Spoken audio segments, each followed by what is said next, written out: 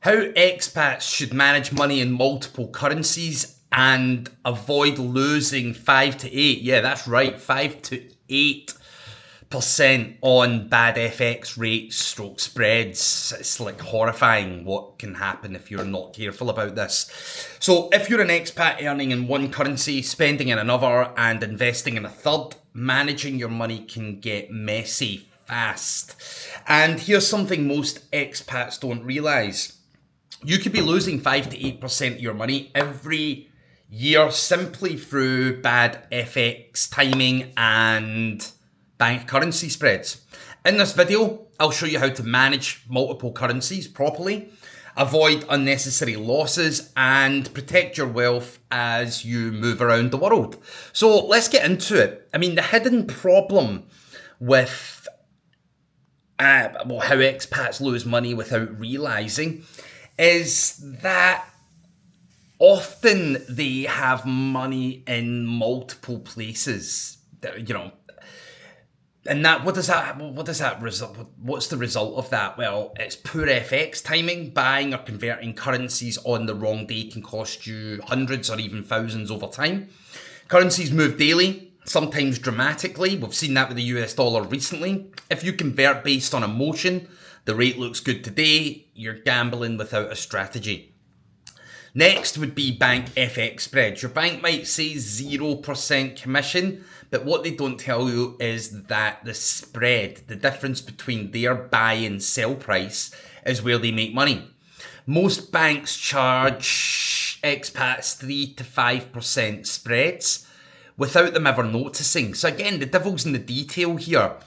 Because if you combine bad timing with bank spreads, and you can lose a lot of money. So that's something to be really aware of.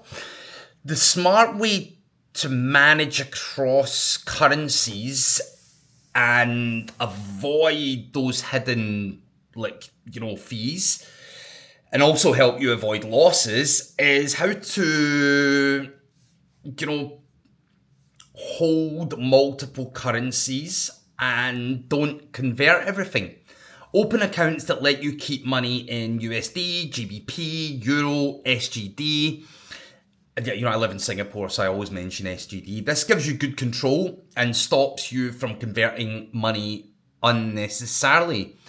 Good platforms like, Wise, Revolut, a lot of these new challenger banks are really good. There's something you got to be careful, but a lot more favourable than some of the traditional banks. HSBC are good. I use them.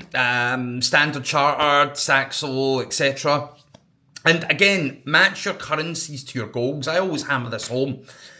If you're going to retire in a certain country or, a certain part of the world, if it's like UK, hold GBP, if it's, if you're going to be spending money in Singapore, you want to hold some SGD. And if you're investing globally, USD, in my opinion, is the most efficient, gives you the greatest access to, the best ETFs, funds, managed funds, and that will reduce exchange risk over the long term. Use FX platforms instead of banks. So what do I mean by that, right? So FX platforms have tiny spreads. That alone can save you a fortune. You can set FX alerts and use limit orders. I don't want to complicate this video too much, but I will do a video on that in the future. Instead of guessing the right day to convert, you can set alerts or place limit orders. Now, there's a great website that I would encourage you to check out. It's called Forex Factory. It will tell you all of the big announcements that are happening within currencies. There's a folder there. I'll share a link, and whenever you're going to change money, it's always worth checking that out. And then, the structure the structure's key, and to manage money long term, here's a simple structure. You can set up.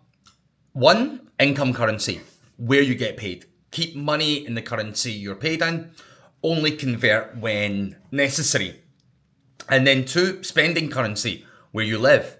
Hold 3 to 6 months of expenses in your local currency. No FX stress, no guessing. And 3, wealth currency. That would come down to your investment base.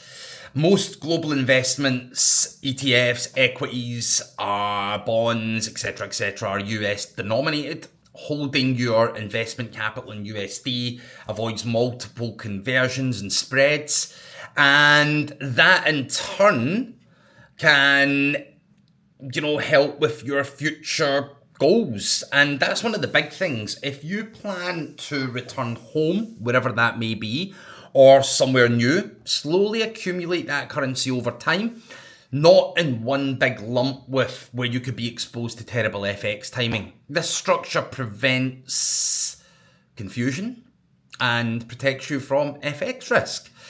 So to wrap up, I mean, at the end of the day, managing money in multiple currencies doesn't need to be stressful, even though it is. I mean, I renovated a house here in Singapore and I got crucified because I hold a lot of GBP and I was having to move money over at a really unfavourable rate. I'm going to bore you with that. Maybe I'll do a video about it in the future, but it was brutal.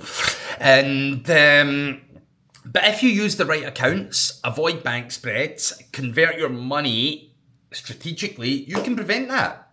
You can definitely minimise it. So smart FX management is that sounds a bit cheesy, right? But it's definitely a hidden kind of power for expats, and it can save you a fortune. So if this video helped, hit the like, hit the subscribe for more content on expat money and wealth. And, again, you can drop us an email at info@expatmoneychat. Drop a comment in the comment section. What currencies are you juggling right now? And what's your biggest FX frustration? So thank you for watching. Much appreciated. Cheers.